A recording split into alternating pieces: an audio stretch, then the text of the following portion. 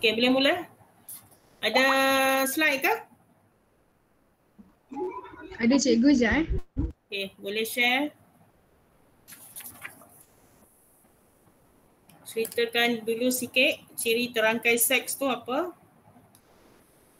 Buku teks 247 248.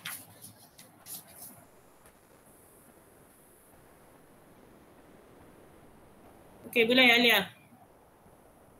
Sabrina.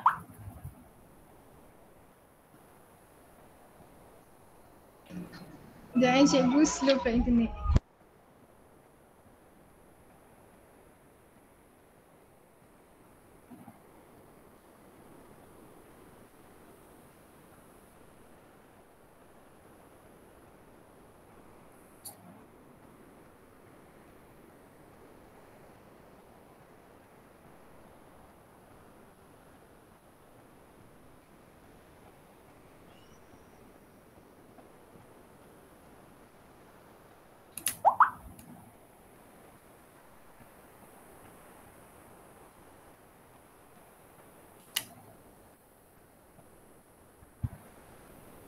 Okey.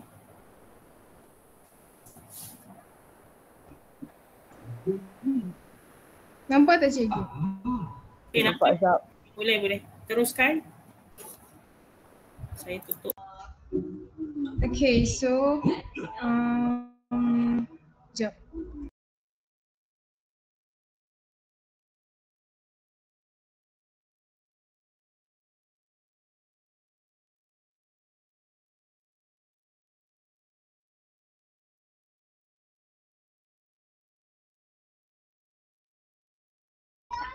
Okay, buta warna.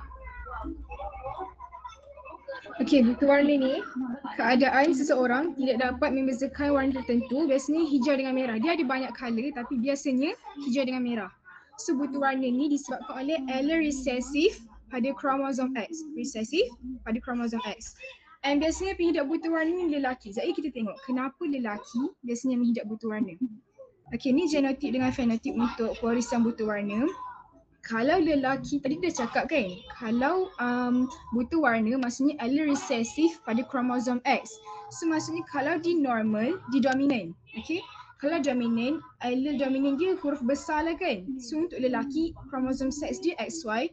So B dia jadi huruf besar lah, XB besar, Y. Kalau perempuan XX, so B besar lah.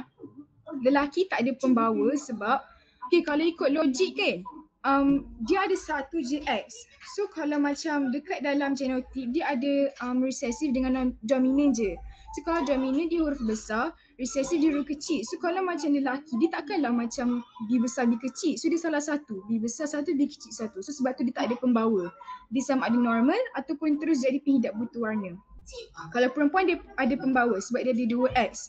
So satu X tu boleh jadi dominan, satu lagi boleh jadi resesif. Kalau perempuan buta warna samalah macam lelaki, XB kecil. And then yang ni untuk yang ni kita nak tengok kenapa lelaki tu lagi dia punya chance untuk buta warna tu lagi tinggi daripada perempuan. Okay, so kita ambil bapa yang normal dengan ibu yang pembawa. Kita tak ambil lah bapa penghidap dengan ibu pembawa sebab confirm lah anak dia akan kena. So kita ambil yang tengah-tengah, bapa dia normal, ibu dia pembawa. So kita akan crosskan XBY cross dengan XB. So XB allele dominan bapa kita crosskan dengan allele dominan ibu yang warna merah tu. So kita akan dapat XB besar. Maksudnya dia perempuan normal lah. And then XB besar dominan allele dominan bapa kita crosskan dengan allele resesif ibu yang warna kuning tu. So kita akan dapat perempuan pembawa. XX kan perempuan pembawa sebab satu allele dia dominan, satu lagi allele dia resesif. And then kromosom Y bapa kita crosskan dengan allele dominan ibu. So kita akan dapat lelaki XY, lelaki yang normal sebab B dia huruf besar. And then last kali kromosom Y kita crosskan dengan allele resesif ibu. So kita akan dapat lelaki penghidap, XY lelaki kan penghidap sebab B dia kecil, maksudnya dia allele resesif lah. So dekat sini nampak tak? Walaupun salah seorang daripada partner tu, ibu dengan ayah dia tu bukan penghidap, tapi chance untuk anak lelaki dia kena lagi tinggi. Faham tak? Walaupun memanglah ibu dia pembawa, tapi anak perempuan ni tak kena pun, yang kena anak lelaki dia. So kiranya perempuan tu akan kena bila salah satu daripada mak ayah dia tu penghidap. Kalau salah seorang daripada tu bukan penghidap, anak perempuan ni takkan kena. Macam tu. Faham tak? Ada soalan? Ulang sekejap tak? Yang mana? Yang bahagian yang anak perempuan tadi tu.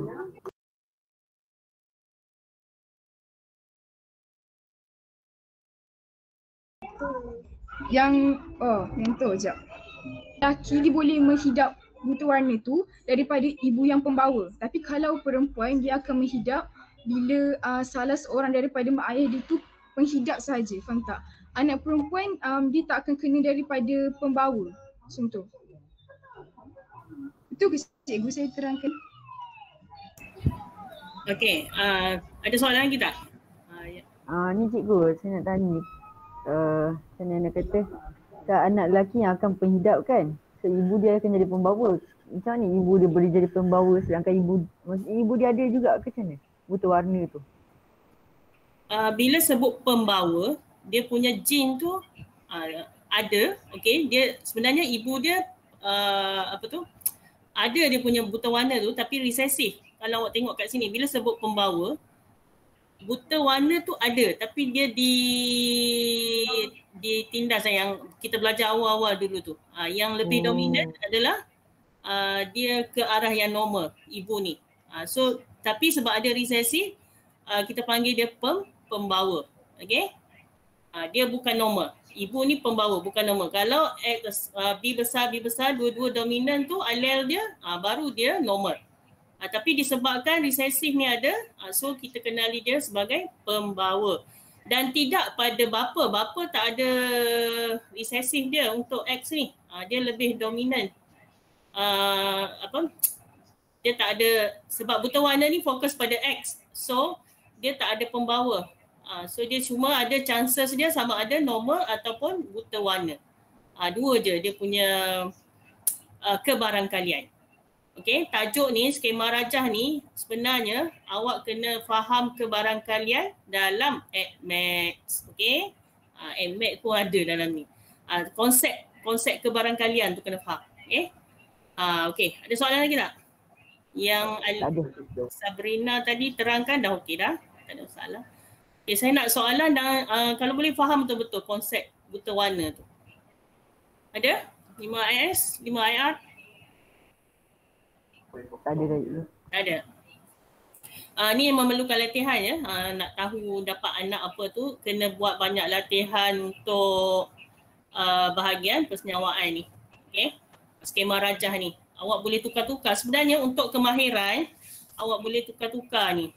Sama ada ayah dia pengidap ke, buta warna, mak dia normal. So apa dapat? So ni sebenarnya tak payah tunggu soalan. Awak buat latihan sendiri and then awak akan dapat result dia. Sebab tu memerlukan kemahiran latihan. Yang tepi-tepi ni pun semua latihan. Kalau harapkan cikgu tunjuk je ni tak jadi ya. Kena tulis, lukis. Okay, kemudian buta warna awak boleh tengok pada contoh plat ujian Ishihara tu ya. Okay.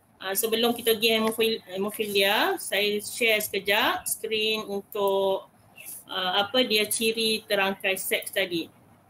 Just intro sikit je sebelum masuk kepada buta warna dengan hemofilia. Okay, sekejap lagi kita tengok hemofilia alias akan bentangkan. Okay, ini dia.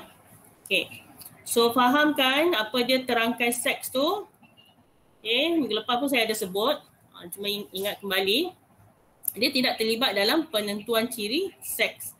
So kita panggil dia gen terangkai seks. Dia lebih kepada autosom. Okay, bahagian-bahagian kromosom yang ke nombor 1 hingga 22 tu. So dia adalah merupakan ciri ataupun gen terangkai seks yang mana bahagian autosom tu terganggu disebabkan adanya bahagian-bahagian kromosom tu mengalami masalah kecacatan dan sebagainya.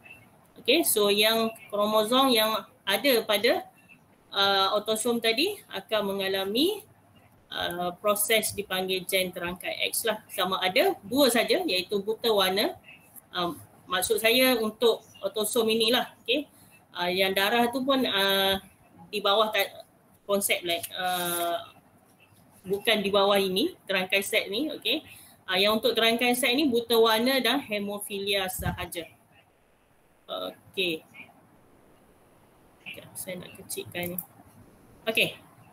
So tadi yang pertama iaitu tentang buta warna.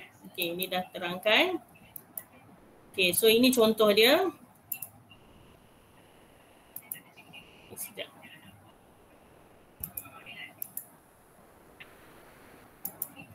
Okay, siapa boleh baca nombor berapa tu? Kelas? 71. 74. 74. 74. 74.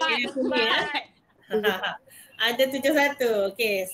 So warna apa tu? Tahu tak warna? Nampak tak gambaran warna tu? Hijau. Hijau dengan? Hijau dengan merah. Oren. Merah macam oren awak nampak. Oren ke coklat. Sebab tu kena test mata tu.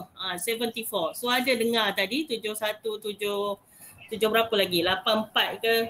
Tapi sebenarnya dia adalah 74. Okey. So nak ambil lesen nanti ataupun yang dah ada tu mesti buat ujian ni ya. So ini adalah satu contoh ujian isyihara. Orang yang cipta ni nama dia isyihara ni, bagilah nama dia. Okey, ujian isyihara. Okey. So orang yang buta warna ni dia tak boleh nak beza warna merah dengan hijau. Okey. Traffic light ni tak lepas lah. Kalau nak ambil lesen, salah soalan ni, tak lepas lah lesen awak tu. Orang hijau hijau jalan, awak pergi berhenti. Bahayalah. Okey, so kenapa berlaku? Disebabkan oleh alel resesif tadi dalam skema rajah yang Sabrina tunjuk tadi. Dan kebanyakannya buta warna ni pada lelaki lah. Walaupun awak nampak X lelaki tu satu, tapi sebenarnya satu tu lah yang kebarangkaliannya lebih tinggi untuk dapat buta warna. Okey, kebarangkalian. Okey, kemudian berapa ni? Mata yang elok berapa? 97. 97. Jangan 91, jangan nombor apa lagi? Semua 97. Okey, tak ada masalah.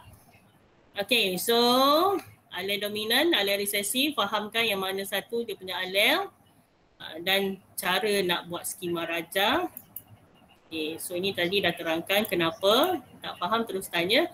Okay, satu lagi last. Nombor berapa tu? 7. 7. Elok semua lagi, tak rabun, tak buta warna. So ini dia isyihara test. Ni orangnya. Nak letak gambar awak kat sini lah. Jadilah penyelidik ya. Tukar muka dia. Awak buatlah ujian apa-apa Ujian saringan penglihatan. Okay, so Cik Isyihara ni dah lama ya, 1917. Okay, so mestilah dia seorang pakar oftalmologi. Okay, bahagian apa ni? Fira Iskandar, oftalmologi ni bahagian apa? Hello? Kalau oftalmologi ni, doktor bahagian apa ni? Ataupun pakar bahagian apa? Okay.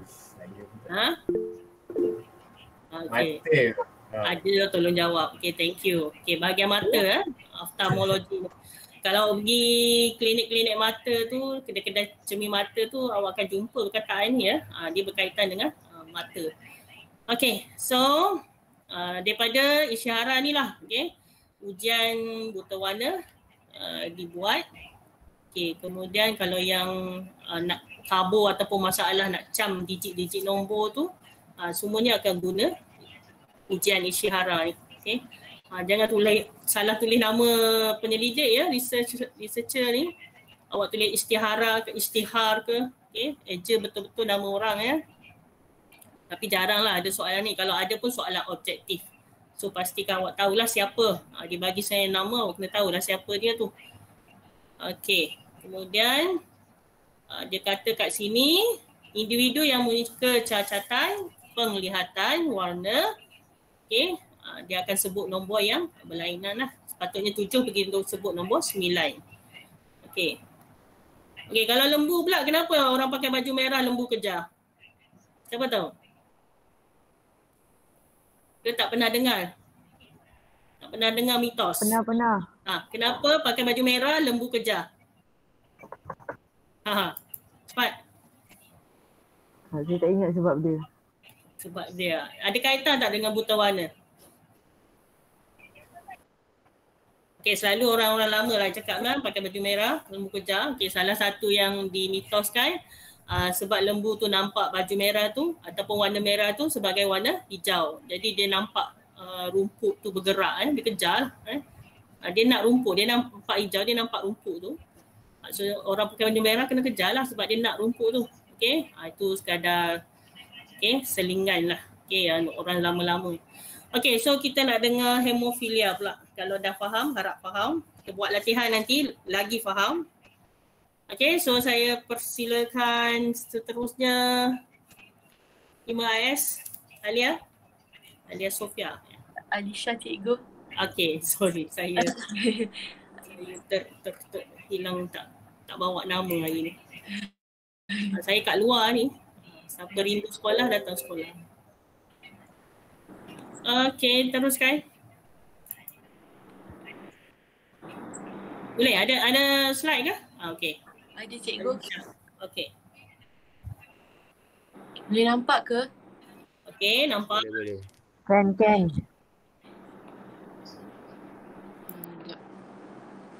Okay, Assalamualaikum warahmatullahi wabarakatuh and a very good afternoon. Okay, today I will be presenting a topic about hemophilia. Okay, Salah. Allah Akbar. Okay, what is hemophilia?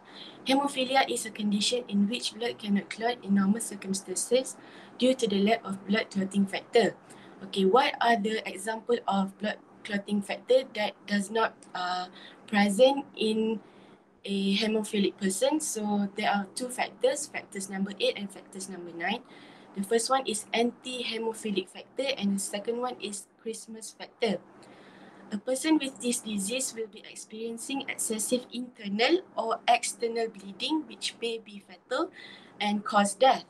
Hemophilia is due to the presence of recessive allele in the X chromosome which causes male to be hemophilic. Female will only be hemophilic if both recessive alleles are present on both X chromosome. So for those of you who are wondering why are most male experience hemophilia? So the reason to that question is that males only have one copy of most of the genes on the X chromosome, whereas females have two copies.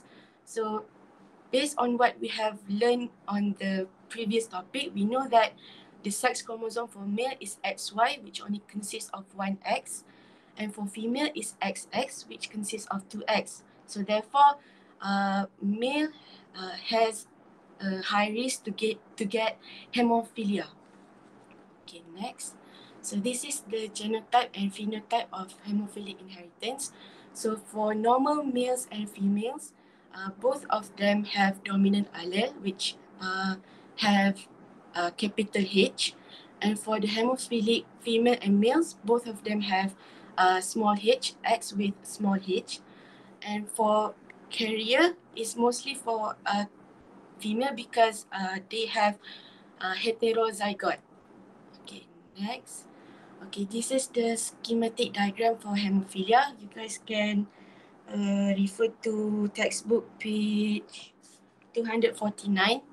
So based on what they have given to us, the father is a normal male and the mother is a normal female, but the mother is a carrier, so therefore she consists of heterozygote. So the genotype went through meiosis to form 4 gametes, and fertilization takes place and therefore produce 4 phenotype of child. The first one is girl normal, the girl normal but a carrier, and boy normal and boy hemophilic. So if you guys want to get the genotype of child, you guys can use the formula 1314, 23 and 24. And the last one is for the phenotypic ratio is 1, 1 and 1. Okay, itu saja dari saya. Ada apa-apa ke tanya?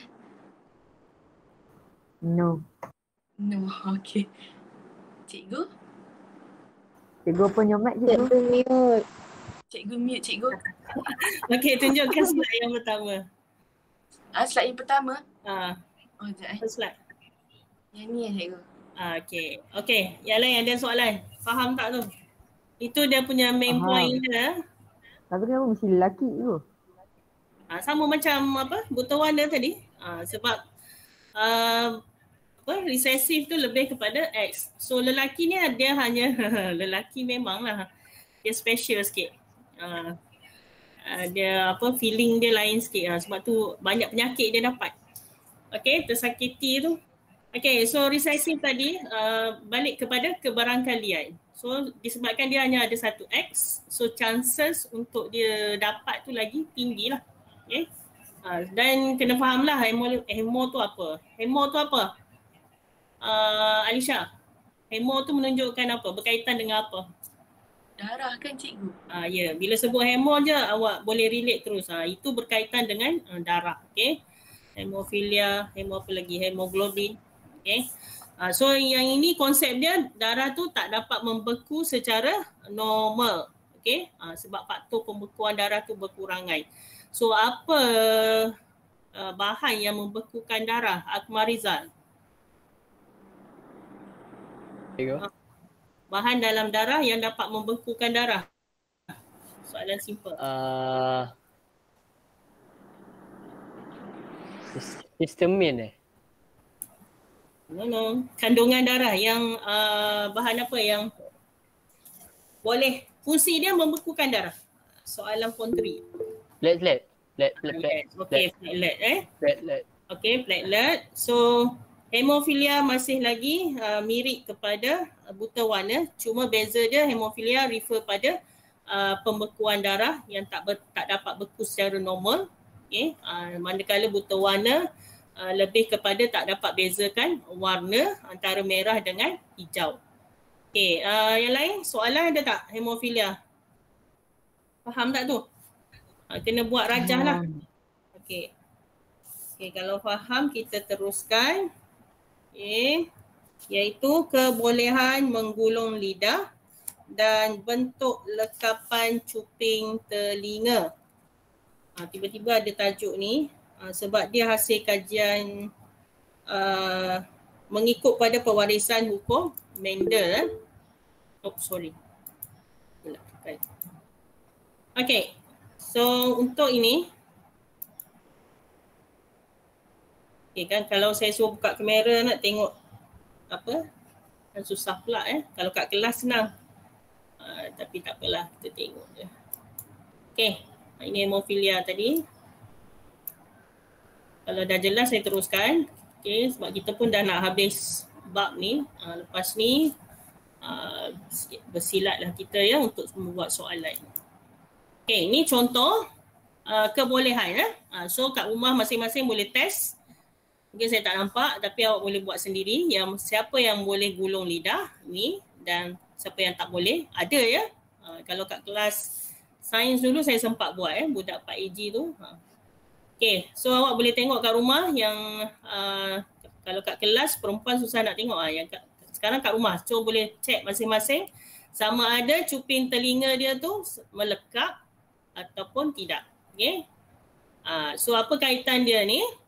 Okey, yang ini adalah ciri-ciri yang diwarisi oleh ibu bapa kepada anak-anak mengikut hukum Mendel.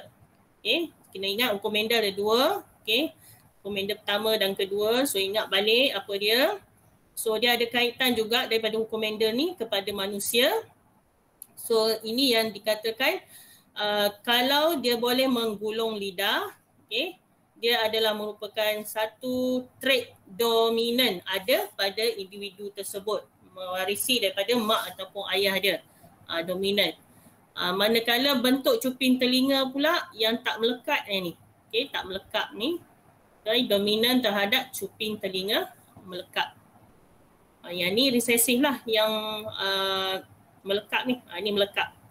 Sebab kalau tak pernah tengok gambar melekat mungkin tak boleh nak bayangkan. So ini contoh dia.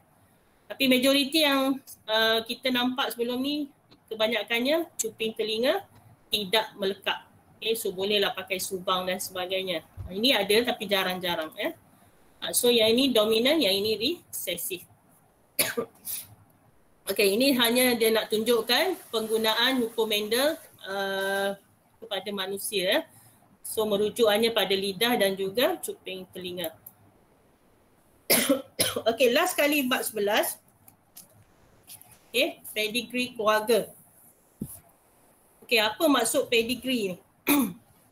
Definisi dia. Okey, kita nak menyiasat pewarisan ataupun bahasa mudahnya lebih kepada generasi yang akan datang, generasi anak lah ya, pewaris.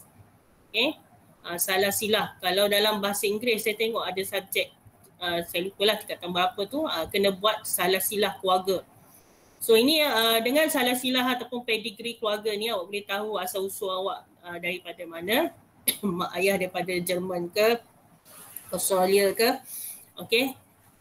So wakilkan yang hitam ni ayah, ini mak ya. Dan dapatlah adik-beradik, lepas tu kahwin, dapatlah anak. Okey. So ini adalah satu salah silah keluarga. Okey, so dia menunjukkan perhubungan keturunan dan pewarisan ciri daripada nenek moyang sampailah sekarang ni. Awak yang mungkin yang ketiga ni adalah awak lah. Ni atuk nenek, ni mak ayah. Okey, dan ni awak semua. Okey, so untuk ini dia hanya nak maklumkan tentang penyakit yang boleh diwarisi, iaitu contohnya hemofilia. Okay, so kalau dalam keturunan seseorang tu ada yang membawa, ada yang pengidap hemofilia, dia akan dapat pada anak-anak yang seterusnya, cucu atau cicit tu. Okay, tok nenek, ibu ayah, cucu, cicit pada nenek ni lah, yang bawah ni. Okay, so kalau tengok ni perempuan pengidap hemofilia, yang ini lelaki normal.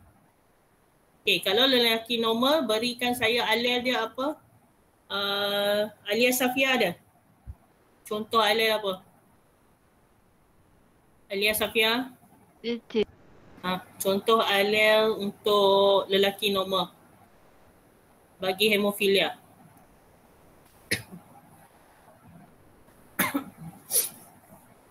Bagi dia contoh. X, Y, Z ke, tapi mesti ada H kat atas tu. H besar kan dia. Buat sikit. Yang ini, yang lelaki normal ni. Di the left. Line tu. Nombor 1 ni.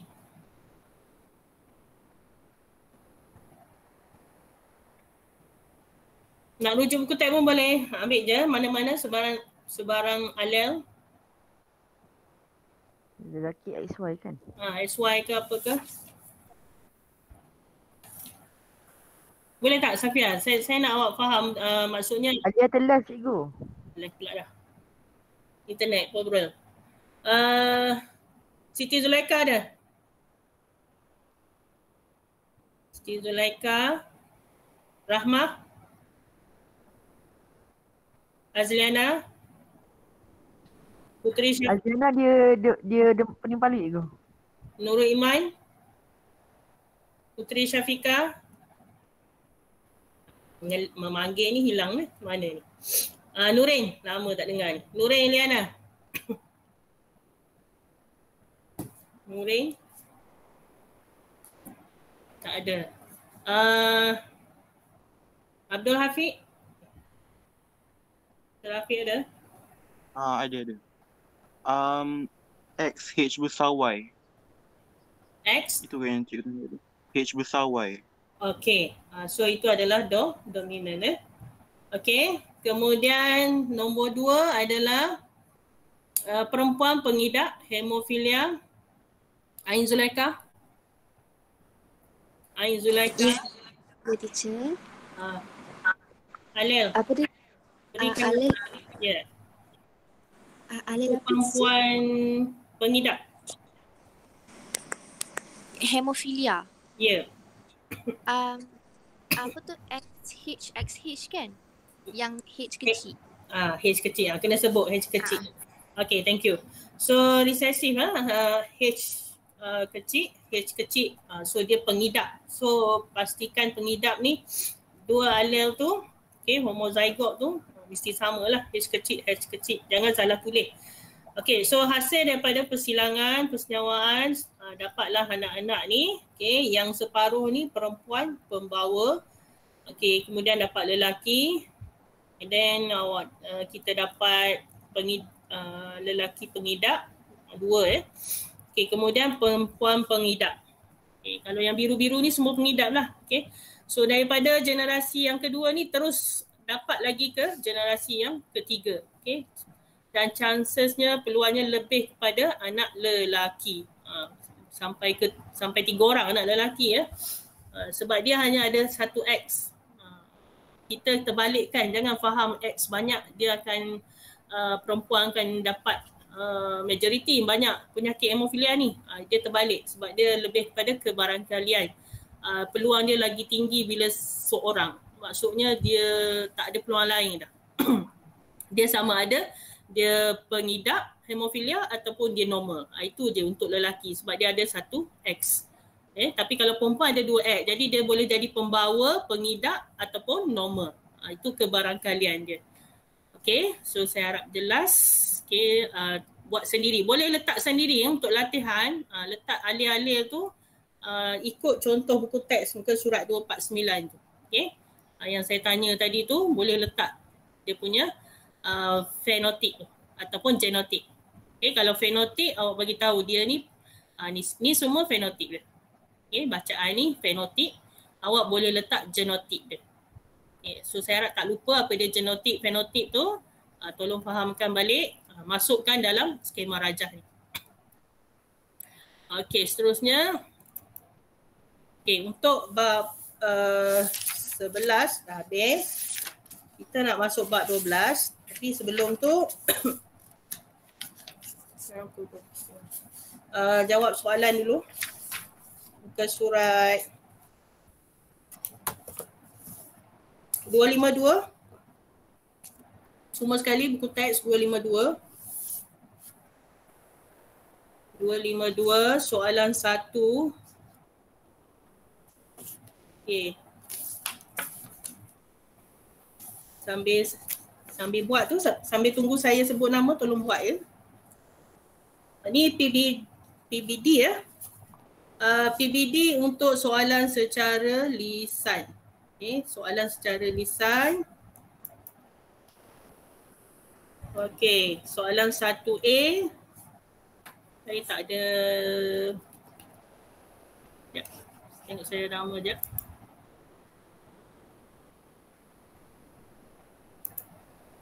Satu A saya sebut nama, jadi yang selepas tu tolong prepare. Okey.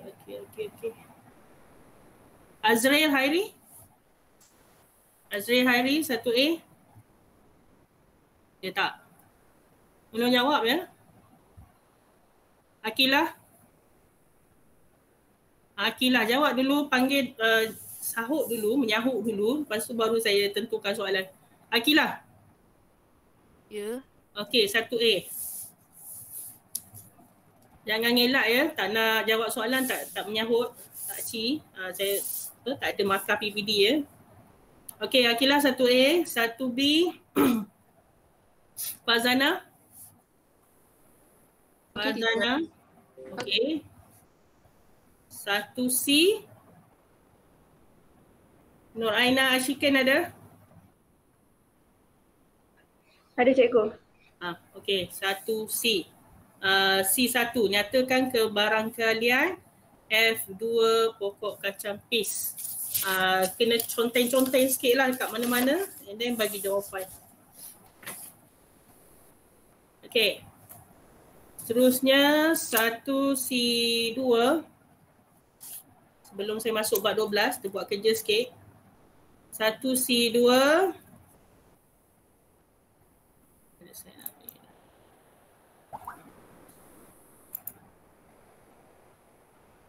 Aiman. Ya, saya. 1C2. Jauh je dengar. Okey. Okey. 1C3.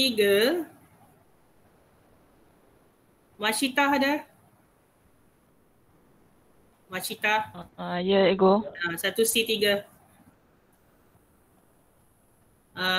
Kemudian Kalai. Kalai. Hello cikgu. Hello. Satu Cikgu. D. Satu cikgu? D. Satu D. Satu D. Okey cikgu boleh. Page 253 tu. 253 boleh. Okay.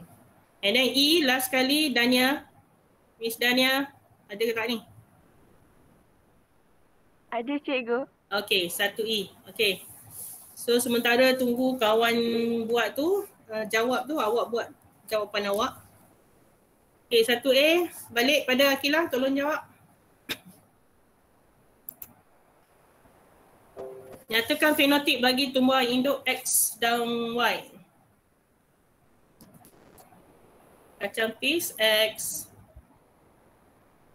Kacang pis Y. Boleh tak? Yang lain yang saya tak sebut nama tu jangan duk relax pula. Sama-sama buat Sama-sama buat. Kita tunggu Akilah dulu.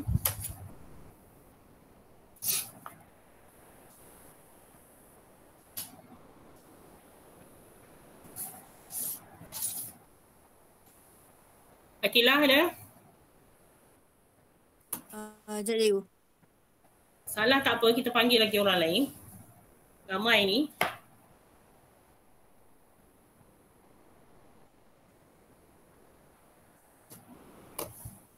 Boleh buat apa jadi pada alien dominan bunga warna ungu, alien recessive warna putih.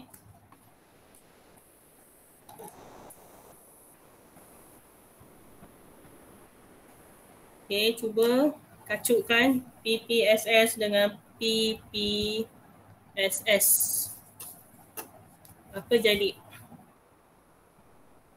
Ada dua alel tu.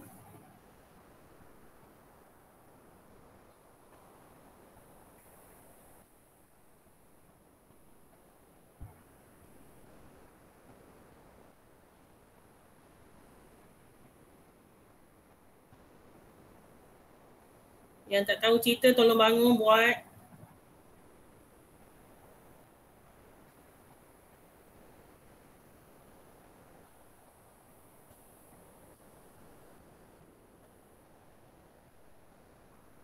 Okey, ataupun soalan lain siapa yang dah siap dulu boleh bagi tahu jawapan. Teacher, I've put my answer in the chat box. Try first. Mana nombor apa tu? 1B. Okey, lengkapkan genotik. Okey. Okay, what is the answer? You need to try. The answer is X would be capital P and then small letter S. And then Y would be small letter P and capital letter S. And all of the flowers would be purple flowers and they would have inflated pods. Set. A, B, soalan A, fenotip. Soalan A tu senang je. Okay, you answer B Okay. Yang lain dapat tak? Ke nak ulang lagi sekali? Dapat tak yang lain? Hello kelas. Ulang lagi sekali. So for a PX, you would get capital P and small letter S. And then for PY, you would get small letter P and capital letter S. And all of the flowers would be purple flowers and they would have inflated pods. Okay. Alia Nafisa ulang. Dapat tak? Okay, betul jawapan tu. Alia Nafisa, boleh? Alia 3 orang. Cepat Nafisa. Hello. She has left the meeting. Oops. Sorry. Sekejap.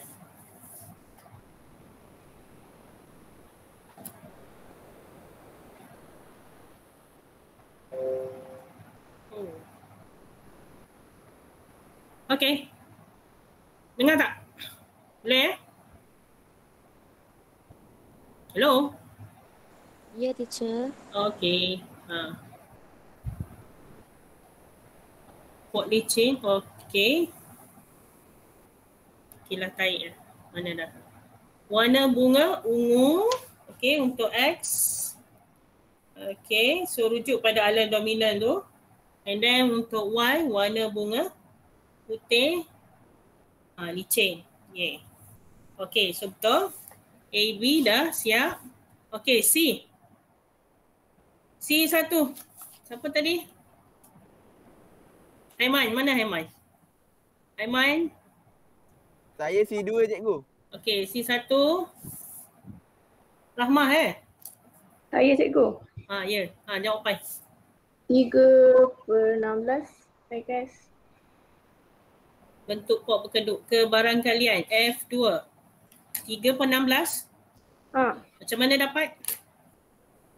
Sekejap cikgu. Yang lain buat. Kalau dapat jawapan lain tolong bagi tahu.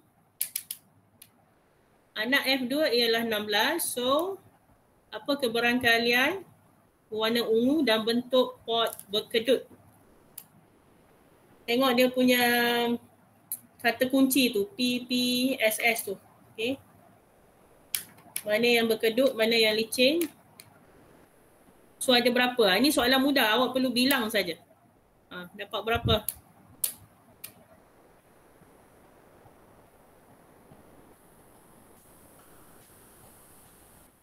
Boleh Ramah?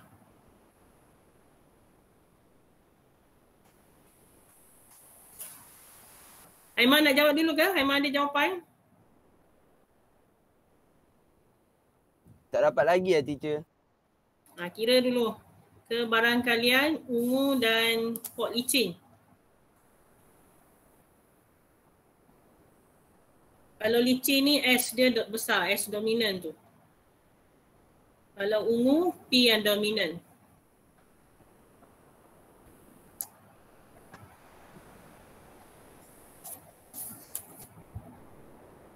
Okey, Rahmah cepat. Boleh?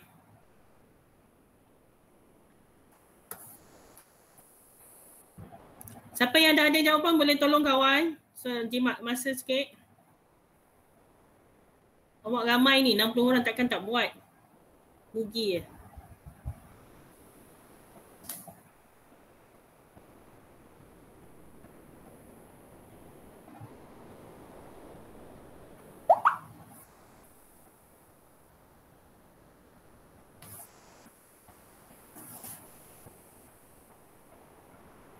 Lama ni. Mana ni? Rahmah, ada tak? Tolong jawab. Okay, Haiman. Talai, nak cuba dulu? Talai? Cuba jawab dulu soalan awak.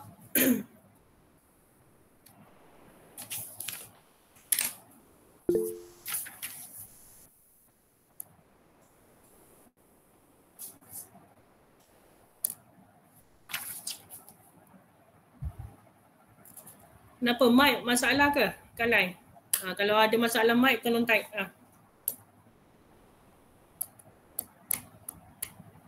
Dania, kalau dah ada jawapan, tolong maklum.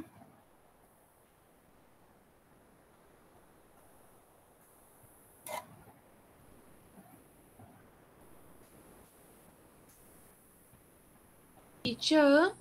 Yes. Ain has some Wi-Fi problem. Can't seem to get in the Google. Her internet has problems. She can't get in the Google Meet. She was in, but then the internet got so bad that it kicked her out. Okay. Siapa nama? Ain Zulaika. Okay.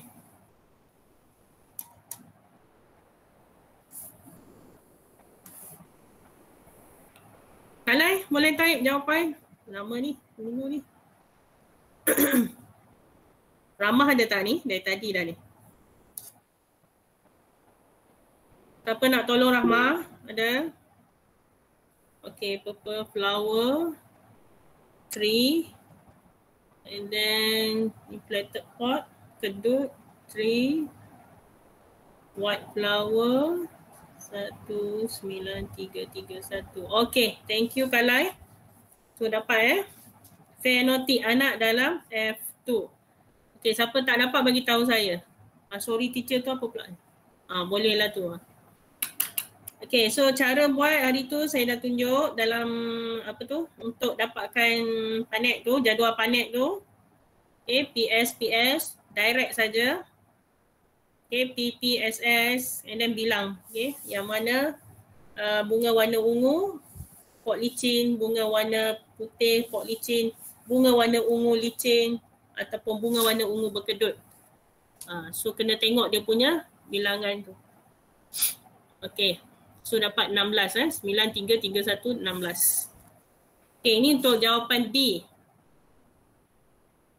So setiap orang perlu kira. Kalau awak tak kira sendiri, awak tak tahu mana 19331 tu awak tak jumpa nanti. Yang satu ni senang. Yang paling last sekali tu. PP kecil, SS kecil. So itu adalah allele recessive warna putih dengan allele recessive berkedut. Dapat satu. Okay, Dania. Ini saya. Jawapan awak. Rahmah dah senyap dah. Haiman pun senyap. Mana pergi ni? Jawapan saya. Nama Syitah seorang lagi. Okey, jawapan Dania. Nombor 1E. Okay, 1E. Last sekali. Nyatakan hukum Mendel kedua. Masa pembentukan gamet, setiap ahli daripada pasangan alel boleh bergabung secara rawat dengan mana-mana ahli daripada pasangan alel yang lain. Okey, dengan alel yang lain. Itu yang kedua. Sebab kalau hukum Mendel pertama dia tak share. Okey, kalau yang Mendel kedua ni dia boleh bergabung dengan alel yang lain. Okey. Okey, Masyita, Haiman dengan Rahmah. Cepat, ada tak jawapan? Cikgu, saya try. Okey. C2 C2. 9/16. 9/16. Sebab jawapan D tu dah ada. Okey. So betul, kacang pis warna ungu dengan bentuk licin Okey, P besar, S ada boleh kira sendiri dapat 9 tu. Okey, thank you. Masyita dengan Rahmah, mana? Ada tak jawapan? Ataupun awak dah minta tolong orang lain jawab?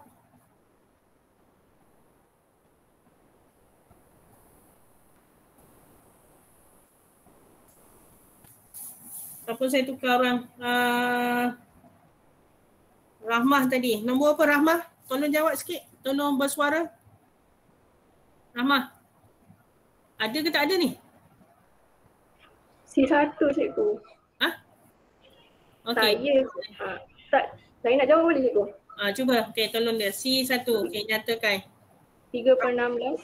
3/16. Okey, tadi dia jawab mungkin saya tak berapa perasan, tak dengar tadi.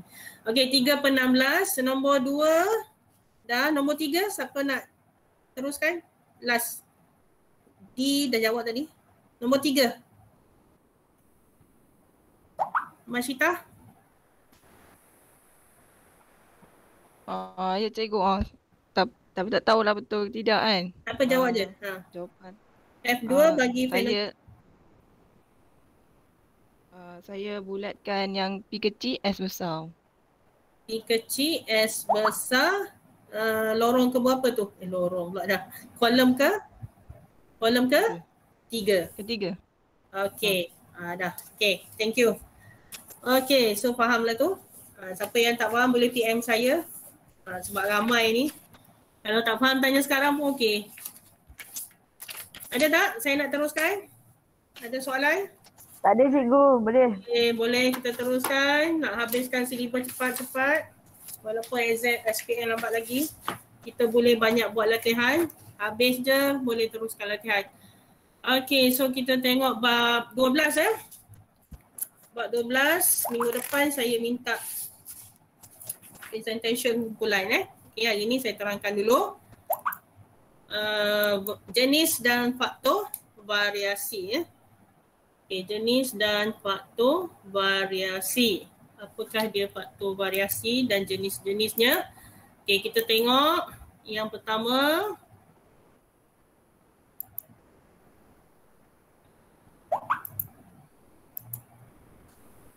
Okay.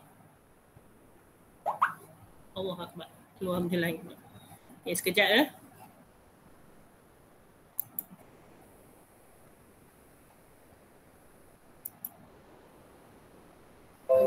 Okay.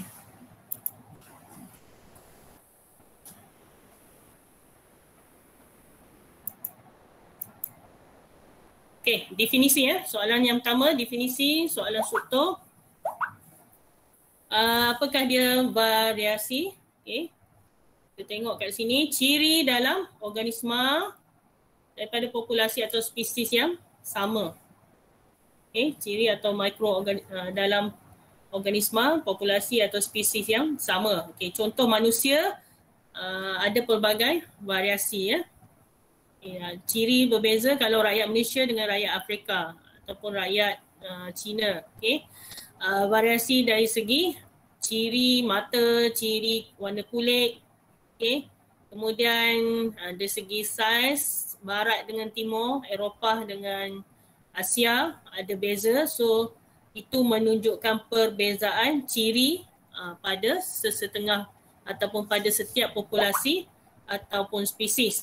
Sebab kita ni adalah spesies manusia tapi ciri berbeza mengikut situasi, okay, suhu, iklim, cuaca dan sebagainya lah. Okay. So itu kita kenali sebagai variasi. Okay, tiada organisma yang serupa walaupun sama spesies termasuklah kembar seiras. Okay, awak selalu dengar kembar seiras. Okay, tapi tak semestinya dia betul-betul sebiji sama seiras. Kita cuma highlight dia nama dia kembar seiras tapi ada beza walaupun sedikit. Okay.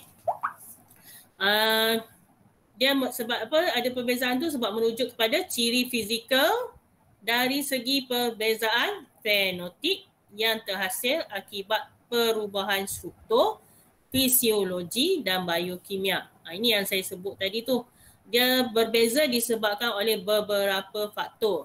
Kalau faktor fizikal, okay, luaran lah sama ada di negara lain ataupun sebagainya, cuaca, suhu tu.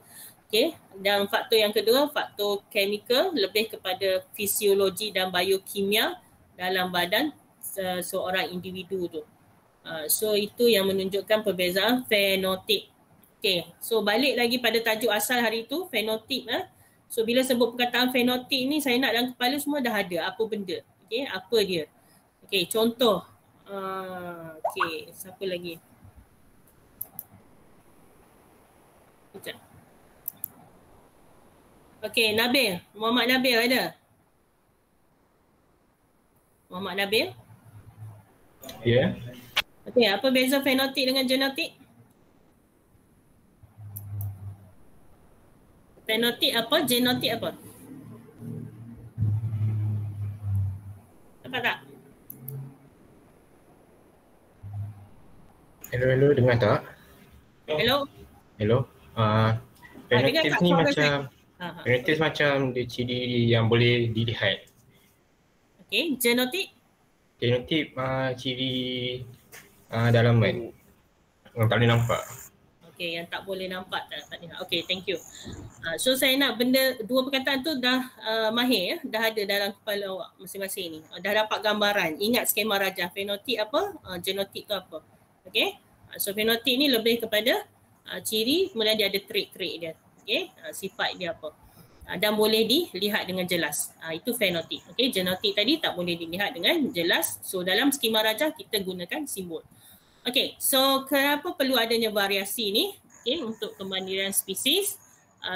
Ni knowledge basic knowledge. Kenapa kita perlu ada keturunan, pewarisan dan sebagainya. Okay. Sebab dia membolehkan penerusan dari satu generasi ke satu generasi mengikut sifat yang tersendirilah. Okay. Dan kita singkirkan sifat yang tak bersesuaian lah. Okay.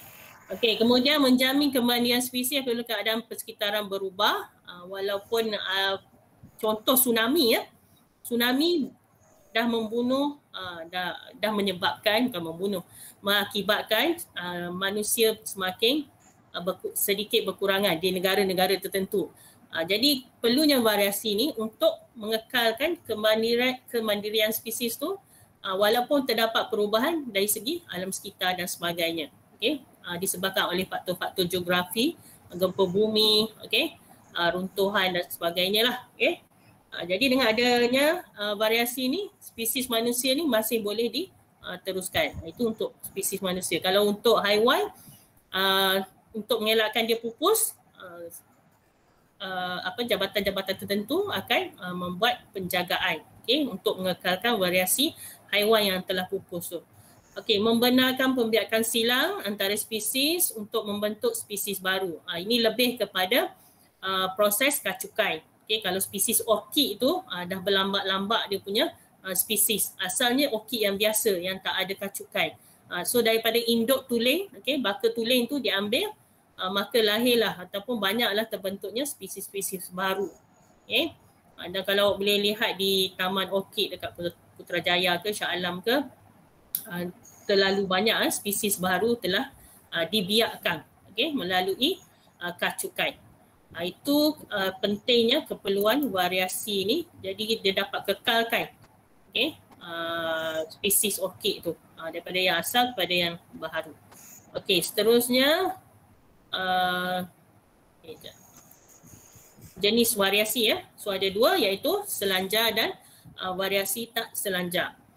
Okey, dekat sini barulah kita tengok sebenarnya apa dia variasi selanjar dan tak selanjar tadi tu.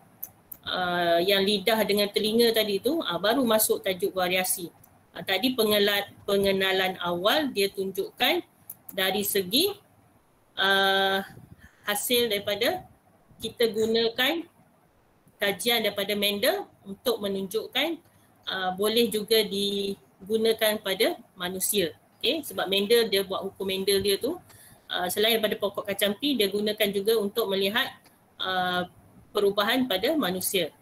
Jadi dalam variasi ni, daripada hukum Mendel tadi, kita masukkan dia dalam jenis variasi pula, iaitu ada dua, variasi selanjar dan variasi tak selanjar. Okey, so kalau tengok kat sini, selanjar, apa maksud selanjar? Selanjar lebih, yes, tidak sekata, berterusan. Okey. Okey, menunjukkan perbezaan yang tidak sekata lah. Okay. Okey, lebih kepada awak rujuk graf sebab soalan struktur ataupun soalan objektif. Okay, dia ada fenotip perantaraan, ciri-ciri antara dua ekstrem ni. Mana graf? Tak ada graf. Okay, tak apa. Dia ada kuantitatif, okay, dan kualitatif. So kalau yang ini awak tengok contoh gambar ni, okay, warna kulit, okay, kemudian ketinggian, okay, kemudian berat badan. Okay.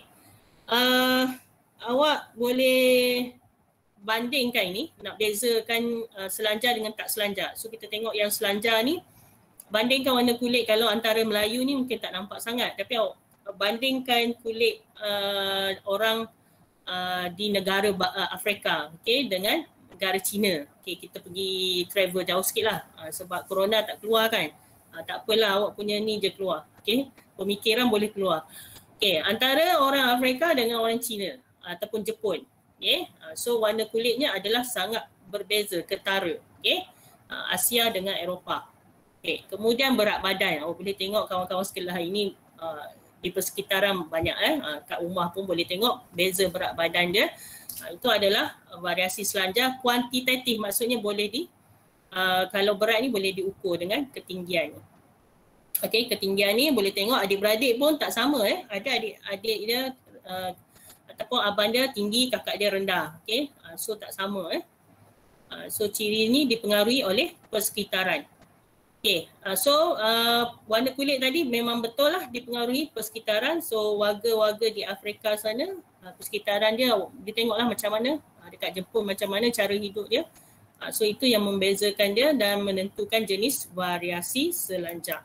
Okay, yang tak selanjar pula, okay, berbentuk graf dia taburan diskrit. Graf tu boleh tengok ada dalam buku teks. Ada dalam buku teks. Okay, jenis variasi tu. Okay, so yang tak selanjar ni, yang tak ketara. Okay, ciri yang ketara. Silap sebut. Perbezaan ciri yang ketara. Nampak ketara, boleh tengok. Okay, contohnya, awak boleh ukur dia dengan graf ni. Awak boleh tengok graf variasi tak selanjar tu. Okay, saya nak tanya, graf tu, bentuk graf tu, itu adakah graf, yang mana satu graf bar, yang mana satu histogram? Zul Hakimi ada? Huzairi? Haziq Aiman? Haziq Aiman? Ya, cikgu. Dia pun. Sebelum tu Tania, ya. Saya duduk seorang ni. Tania atas kejayaan tempat ketiga. Hafazan Okay. Bagi tepukan dulu untuk Aziz. Okey, Tania.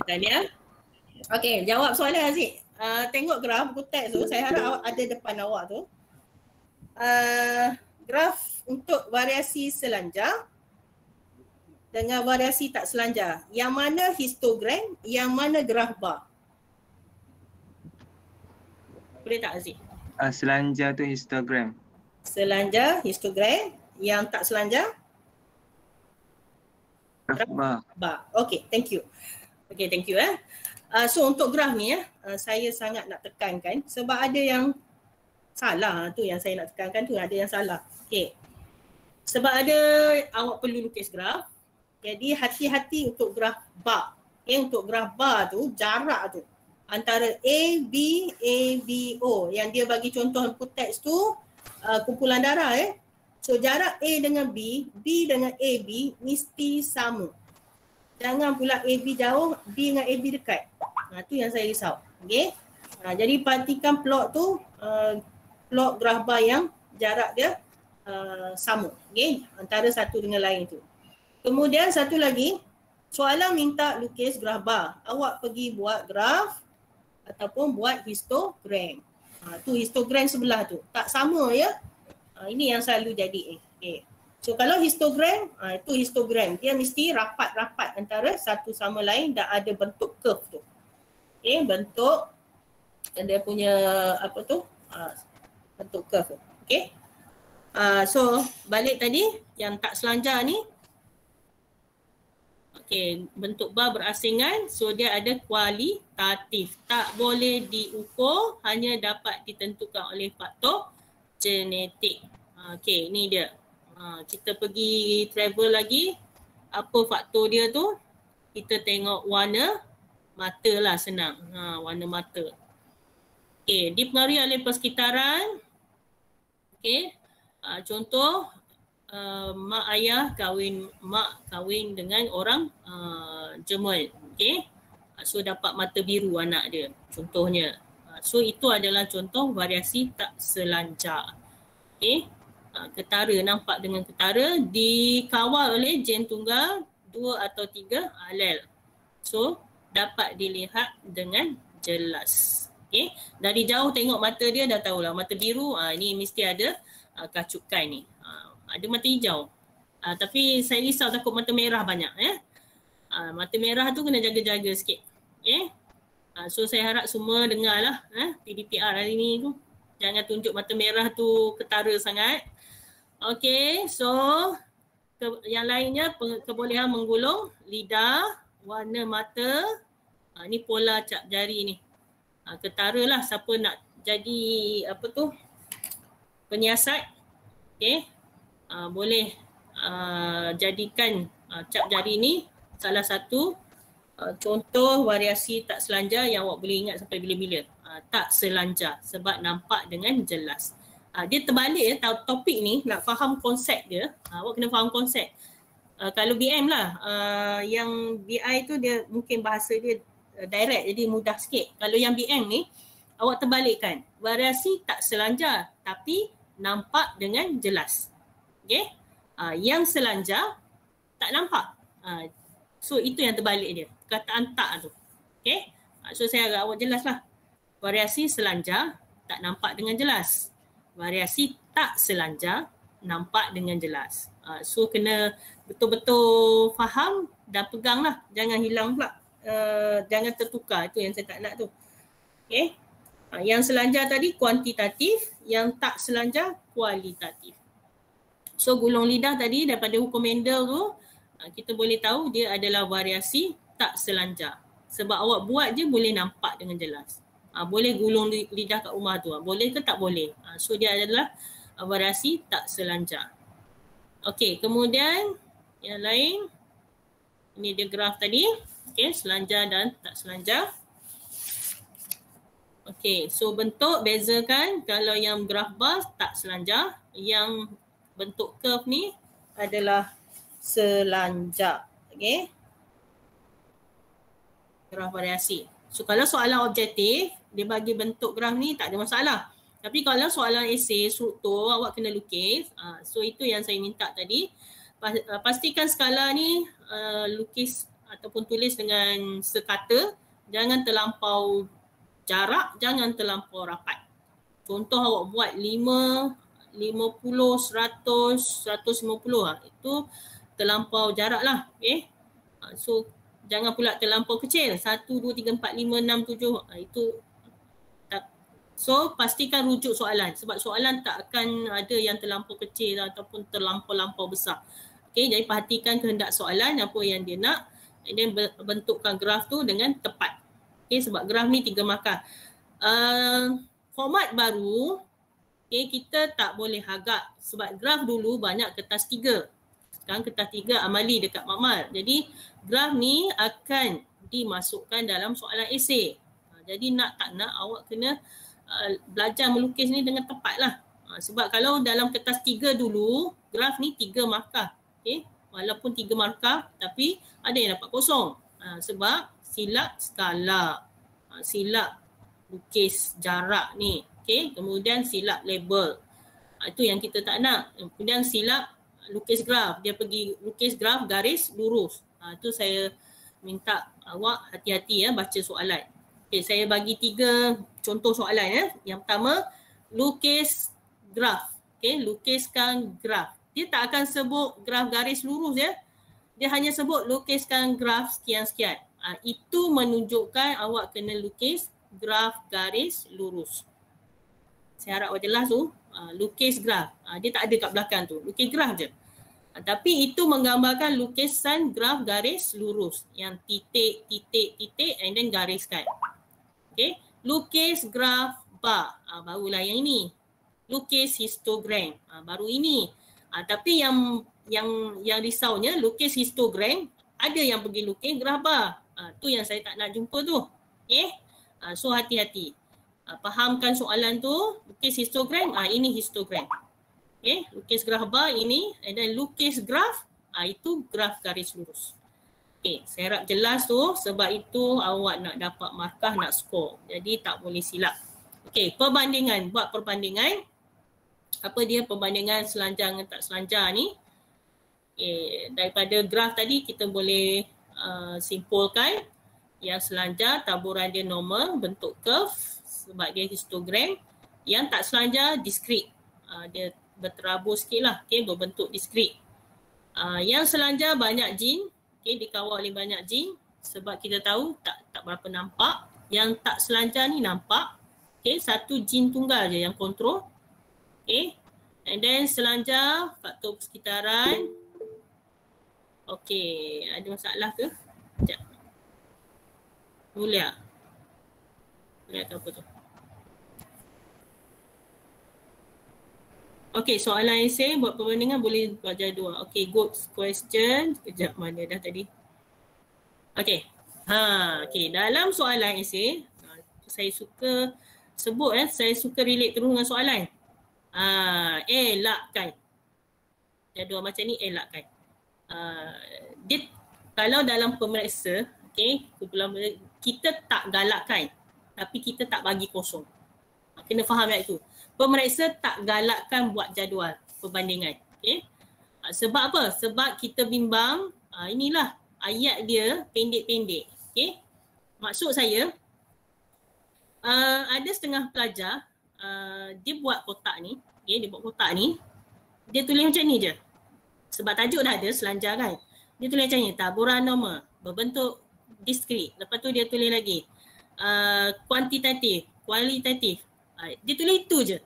Itu kosong. Okay. So nak buat graf juga walaupun tak digalakkan tapi nak buat juga. Memang ada. Saya akui memang ada calon buat. Pastikan ayat tu penuh. Jangan sepatah-sepatah yang saya sebut tadi. Okay. Pemeriksa memang tak galakkan. Nanti saya cerita yang cara nak jawab pula. Yang nak buat juga tu, nak juga jadual tu sebab nak banding satu level ni nampak senang ingat semua. Boleh. Tetapi tak digalakkan satu. Yang kedua, mesti sama aras dan ayat yang lengkap. Okey, contoh kuantitatif tadi. Okey, variasi selanjar boleh diukur secara kuantitatif. So jangan tulis kuantitatif je, pemeriksa tak tahu. Okey, awak kena andaikan pemeriksa tak tahu. Memang pemeriksa tak tahu, dah memang tak ada markah lah. Tiba-tiba kuantitatif, apa benda tak tahu. Okey, so maksudnya boleh diukur ataupun tak nak kurungan tulis secara kuantitatif. Dan sama level. Jangan kuanti kat sini, kualitatif kat atas ni. Ni banyak kali saya ulang, memang kena banyak kali ulang sebab awak kadang-kadang bila cikgu tanya pun tak ingat. So kena ulang banyak kali. Sama level tak boleh diukur kualitatif ataupun secara. Kemudian ayat lain yang penuh lah, dikawal oleh banyak jin. Tak bolehlah tulis banyak jin, satu jin tunggal. Tak boleh lah. Okay, salah lah. Kena cerita apa dia banyak jin tu.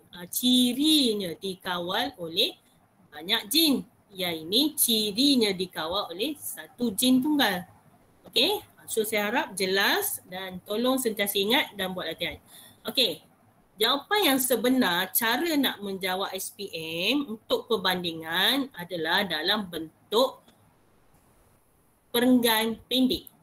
Perenggan pendek. Kalau BN awak perenggan panjang. Ini pendek je. Dia dalam 3 atau 4 baris je. Cukup untuk satu perbezaan. Kalau dalam perenggan pendek tu awak nak buat 2 perbezaan, boleh. Tetapi ayat tu mesti cantik lah. Contoh saya bagi ya. Perenggan yang pertama. Okay, depan tu kena tulis. Variasi selanjar ialah cirinya dalam bentuk graf berbentuk taburan normal, manakala graf untuk variasi tak selanjar adalah berbentuk diskret, full stop. Mungkin 2 baris kot ataupun 1 baris kalau tulisan kecil. Okay, berhenti and then sambung ayat seterusnya. Bagi ciri kedua, okay, ciri untuk variasi selanjar dikawal oleh banyak jin, manakala variasi tak selanjar dikawal oleh satu jin tunggal. Okey, 2 ayat dalam satu perenggan pendek boleh. Tapi kena sama level juga. Ayat tu sama level. Maksud saya jangan buat ayat macam ni. Variasi selanjar mempunyai graf berbentuk taburan normal, manakala variasi tak selanjar tidak boleh diukur kualitatif. Okey, bye-bye. So itu tak boleh. Okey. Maksudnya tak sama level dalam satu ayat, awak buat perbezaan yang lain lah. Okay? So harap jelas.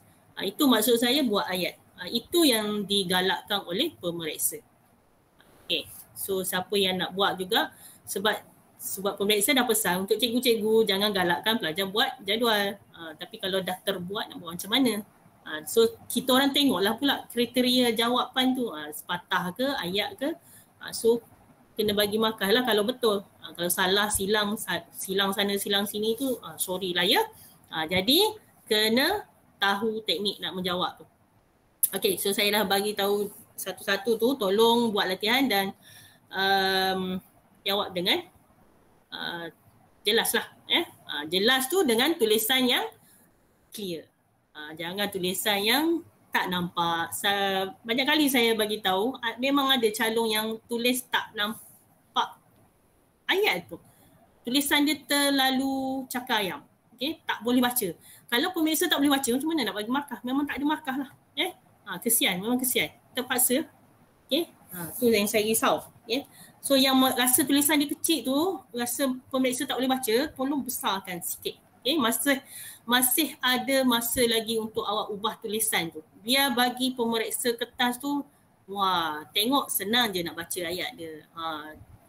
Tak mengganggu pemeriksa nak cari keyword. Okay? Jadi tulisan tu kena jagalah. Okey, lagi satu soalan esei yang bukan perbandingan. Untuk semua sekali lah, bukan mulia saja ni. Yang bukan perbandingan, sama. Awak boleh tulis perenggang pendek. Perenggang pendek. Sebab dalam tu pemeriksa mudah cari keyword dia. Okay? Saya tak nak jumpa kalau boleh perenggang yang satu page test pack awak tu, satu perenggang. Saya pernah jumpa. So saya minta lah tak nak jumpa. Okay? Satu page tu, satu perenggang. Wah, bahaya tu. Sangat bahaya. Dia boleh memberi kesan psikologi pula. Jadi tolong perenggan tu pendek-pendek. Okay? Poin ni, kalau poin tu, pastikan ayat tu tak, orang kata kalau dash, betul jawab. Dash jawab macam, saya risau tak bersambung dia punya jawapan tu. Maksud dia punya, saya tahu yang dash-dash ni banyak dalam buku jawapan, buku kerja soalan tu. Okay, buku kerja tu jawapan belakang tu semua dash-dash. Tak berapa digalakkan lah. Saya galakkan awak guna perenggang pendek. 3 atau 4 baris and then perenggang baru. Okay, boleh? Jelas Okay, so sambil-sambil belajar, sambil-sambil teknik menjawab saya kena sebut terus. Ni lupa, lepas ni sebut lagi Okay, persamaan. Tadi perbezaan biasanya 6 markah. Kalau 10 soalan esei 10 markah. Perbezaan sama ada 8 atau 6. Persamaan sama ada 4 ataupun 2. Okey, yang ini variasi selanjar dan tak selanjar. Okey, sekejap. Okey. Sebelum tu ada soalan tak? Faham ke variasi selanjar tak selanjar ni? Boleh Ni simple sebab budak sains biasa pun belajar tajuk ni. Okey. Perbezaan ciri kalangan individu spesies yang sama. Okey, sekejap. Okey, ini dia. Morfologi, fisiologi dan juga genetik. Okey, perbezaan dia. Okey, kecil sangat ni. Kita besarkan. Okey, punca variasi. Buku teks awak tu jelas perbezaan muka surat 260 tu, 260 differences between variasi selanjar tak selanjar tu. Faktor genetik. Ini proses ini tajuk form 4. Miss nak berdialog sekejap. Jeffrey ada? Jeffrey? Ya, ego. Ada pun. Ni mitosis ke meiosis ni?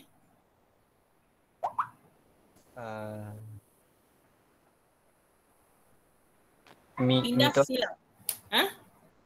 Mitosis Tengok betul-betul jawapan ada tu. Saya cuma nak awak tengok je. Meiosis. Okey, meiosis. Tolong ingat betul-betul. Bila sebut je pindah silang. Okey, pindah silang. Keyword sangat penting. Dia takkan ada dalam mitosis. Okey, thank you Jeffrey. Okay, so bila sebut pindah silang, confirm itu adalah proses meiosis. Okay, sebab dia nak pindahkan DNA. Okay, ini form 4, tolong ingat balik. Tolong ingat balik form 4. Banyak tu belajar. Okay, so apa yang berlaku? Dia adalah kromatik tak seiras pada kromosom homolog. Okay, ini kromosom lah. Okay, pasangan kromosom homolog.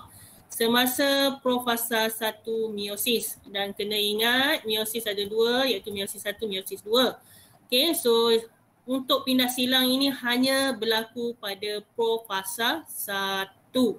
Okay, profasa 1 apa yang bersilang tu? Okay, yang bersilang tu ni segmen kromatik tak seiras berlaku. Okay. Okay, Zuhur dah nak habis. Okay, sikit je ni. Okay, and then bila dah berlaku dekat profasa 1 tu, okay, so masa pada fasa 2, meiosis membentuk gamet dengan kandungan genetik yang berbeza pada akhir proses meiosis. Warna ni macam-macam warna, buku lain warna lain, okey. Slide lain warna lain, tapi yang penting faham konsep dia bila berlaku pindah silang, ini dia. Dia pas dekat orang ni sebelah, ini sini sebelah. So warnanya berbeza. Okey. Okey. So ini faktor genetik yang mana untuk menunjukkan lakunya variasi selanjar dan tak selanjar. Ni saya awak boleh ingat balik tajuk meiosis form 4. Mungkin saya tak pasti mungkin ada pernah dengar ataupun tak pernah dengar. Maternal paternal ni itu adalah untuk induk jantan dan betina. Paternal untuk induk jantan, maternal untuk perempuan lah, betina. Sebab tu kalau pergi hospital jumpa maternity ataupun bahagian ibu, bahagian ibu ni perempuan salin ke, tu bahagian maternal tu. Itu perkataan untuk perempuan, rujuk kepada perempuan lah. Apa yang berlaku kat sini, dia cuma nak bagi tahu tentang penyusunan kromosom yang awak dah belajar masa form 4. Ni ulang balik saja. Dia nak bagi tahu tentang macam mana variasi tadi diperolehi. 2N sama juga 4 ni kromosom homolog yang berlaku persilangan semasa metafasa 1 dan 2. Saya rasa tak perlu detail. Tolong ingat balik je yang form 4.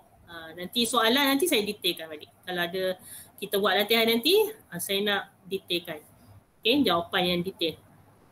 So kemudian gamet juga berbeza. Ini pun sama, form 4 punya. Awak boleh baca balik, freshkan balik. Yang saya nak sentuh ini, mutasi. Kenapa mutasi ni? Saya nak sentuh mutasi ni sebab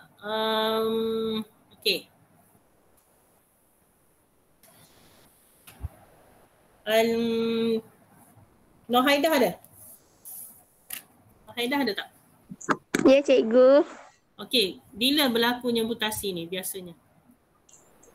Mutasi ni tak tahu dah, cikgu. Tak pernah dengar? Bila kena apa? Biasanya individu tu kena apa? Yang paling glamour dekat Jepun, kena apa? Serangan apa? Virus. Virus. Lagi? Itu je? Itu je. Contoh yang paling senang adalah bom lah. Kena bom Hiroshima, nuklear ataupun radiasi daripada nuklear. Bom nuklear, especially dekat Hiroshima tu lah, bom Hiroshima tu. So dia akan menyebabkan mutasi jin yang berlaku di mana perubahan kekal secara spontan pada jin ataupun kromosom. That's why akan lahir generasi yang mengalami pelbagai jenis penyakit dan sebagainya lah. Dan daripada mutasi itu ada jin baru lah, genotik baru disebabkan mutasi berlaku pada gamet. Jadi ciri-ciri itu ditentukan oleh bahan genetik dalam individu yang dilahirkan tu. Sebab dia dah terkena sinaran nuklear ataupun radioaktif. Sinaran radioaktif yang memberi kesan kepada sel gamet tu. Dan biasanya berlaku pada sel soma. So sel soma. Sel soma tu apa? Saya tanya soalan sama je. Firdaus ada? Ya, saya cikgu. Ya, saya cikgu. Muhammad Firdaus. Apa dia sel soma? Sel soma apa? Sel soma cikgu. Buat sikit. Somatic cell.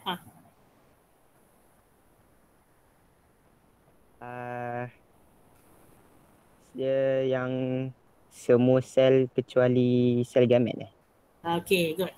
Semua sel pada badan manusia ni, badan kita ni adalah sel soma kecuali bahagian sistem pembiakan. Sel soma dapat menyebabkan variasi tapi ciri ni tak akan diwarisi ke generasi seterusnya. So kena faham sebab sel soma ni dia di luar sel pembiakan di badan-badan ni. Jadi mutasi ni dia kemungkinan mengalami kecacatan bahagian fizikal. Okay? Tapi tak akan diwarisi sebab kalau pewarisan dia fokus pada sel gamet. Jadi yang ini contoh dia kena radiasi dalam buku tu ada. Okey. Dah berlaku persenyawaan. Okey, oosit sekunda dalam organ perbiakan ni. Okey, kemudian tiba-tiba semasa dalam kandungan ni badan fetus ni terkena radiasi pada bahagian sel soma dia. Okey. So dia akan membawa mutasi lah. Dan bila dia dewasa, contoh dia mengalami kecacatan pada bahagian mata ataupun tangan dia. Okey. Ini yang kes-kes yang terkena biasanya yang terkena radiasi. Tapi kes yang lahir cacat tangan tu itu ada masalah lain pula ya.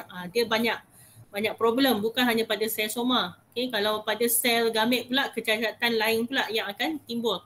Tapi untuk mutasi ni lebih fokus kepada sel soma sahaja. Dia tidak melibatkan sel gamet. Jadi gamet yang dihasilkan mengalami mutasi dan gamet normal. Maksudnya bila dia dah dewasa, dia bawa gen yang mutasi tadi.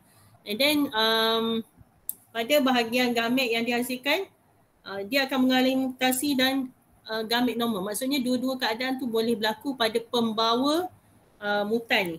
Lebih senang sebut mutan lah. Keseluruhan organisma mutasi. Dia dah kena pada masa dia fetus. Kemudian dia lahir, ada masalah pada dia punya sel soma dan sebagainya. Dan kemudian sel gamet dia pula juga akan selepas, maksudnya sel gamet tu bukan di sini. Yang kedua ni. Bahagian kedua ni sel gamet dia akan terganggu. Untuk first ni mutan dia masih lagi pada sel soma. Okey. Sebab mutasi tadi pada sel sperma atau asid sekunda sahaja. Pada sel soma yang fetus ni. Okey, so seterusnya saya nak bagi tugasan faktor persekitaran ni. Tadi faktor pada manusia. Okey, rujuk buku teks 263. Okey, untuk makluman 5IS, dengar ya. Saya dah buat kumpulan dah lama dah, cuma saya tak share je. Kumpulan tu saya sebut kat sini. So buat kerja kumpulan untuk tajuk faktor persekitaran. Boleh? Ketuanya, nak sebut mana dah. Sekejap. Ataupun saya sebut dulu kumpulan untuk 5IR, tajuk dia interaksi antara faktor genetik dengan faktor persekitaran. Jadi kena bentang lah. Okay. Pilihlah apa-siapa. Ketuanya Jeffrey. Jeffrey. Ya, cikgu. Ada awak ketua. Cari 5 orang bawah awak. Kalau awak kata tak ingat, awak cari sendiri. Sebab saya dah bagi kumpulan ya. Saya dah bagi kumpulan dulu. Cari sendiri 5 orang tu. Termasuk awak lah 5 orang tu. So buat tajuk tu. Interaksi antara faktor genetik dengan faktor persekitaran. Boleh ya Jeffrey? Boleh. Boleh. Next class. Okay. Untuk 5IS, saya pas nanti dalam awak punya group. Tapi ni saya nak sebut dulu kumpulannya, ketuanya. Dan kumpulan ni saya ikut result yang awal tahun dulu. Ni dia group dia. Result PJJ tu. Jadi dia kena ada doktor muda. Hari tu pun saya dah bagi tahu. Okey, minggu depan kumpulan. Ada semua sekali ada 7 kumpulan. So yang belum present. Saya ambil. Tadi laki dah kan. 5IR laki. So kumpulan perempuan lah. Nurul Ashikin Ansarudin ada? Kumpulan 6 saya ambil. Ada cikgu. Okey, ada, cantik. Kumpulan awak Nurul Ashikin, Nur Adlina Syazwani, Haryani Prahana, Aina Adrina dengan Nur Aisyah. Okay? Tengoklah nanti dalam grup ni. Okay, kumpulan 6 sebab ada yang kumpulan lain tu wakil-wakil dia dah ada bentang. Jadi saya nak kumpulan pula. Cikgu. Okay, soalan. Yang kumpulan ni, yang ketua kumpulan kena pilih ke macam mana? Untuk 5 discuss sama sendiri. Alright. Ketua saya sebut kat sini, Muhammad Daniel Hakim Ahmad Zikri, Kalai, Nur Mulia, Husna, Nurul Ashikin, Ain Zulaika. Okay. So buatlah kerja masing-masing, ketua arahkanlah nak buat apa, nak present apa. Dan tak semestinya guna PowerPoint, guna Padlet ke, guna macam-macam lah, awak lagi mahir saya rasa. Okay. Guna TikTok pun boleh, tak no hal. Okay. Yang penting kreativiti. Saya ambil markah PBD ni saya bagi dekat Cikgu Liana nanti. Ada tugasan saya tak bagi lagi tu. Nanti saya ingatkan saya. Okay, boleh ya? Jeffrey, boleh? Pelbagai bentuk tak semestinya slide yang biasa-biasa ni, yang luar biasa lagi bagus. Okay. Okay, so itu 2 tajuk. Jadi saya bagi terus tajuk yang ketiga. Tajuk ketiga 12.2 variasi dalam manusia. Surat 266 tu. Kumpulan Kejap. Apa yang belum buat ni? Alia Nafisa dah? Alia Safia dah belum? Kumpulan Alia Safia dah belum? Alia Safia ada? Ada tak ni? Saya nak tutup kelas ni cepat-cepat. Dia lagi ni kot tu. Dia ada masalah internet. Okay. Haida? Ya, cikgu. Okay, kumpulan awak boleh? Variasi dalam manusia. Variasi dalam manusia. Boleh. Okay, Haida. Okay, kemudian yang seterusnya kumpulan lelaki 5 Daniel Hakim. Boleh? Tajuk dia 12.3 tu. 269. Mutasi. Oh, syok. Mutasi. Ya. Sampai sebelum anemia sel sabit, stop. Apa ni? Sampai jadual 12.2 tu. 12.2. Contoh-contoh. Okay. Boleh mutasi jenis mutasi sampai situ je. Okay, kumpulan Daniel Hakim. Okay. Ada soalan? Tak ada, saya nak tutup. Tak ada Tak ada, cikgu. Tak ada, silakan. Adri ada? Adri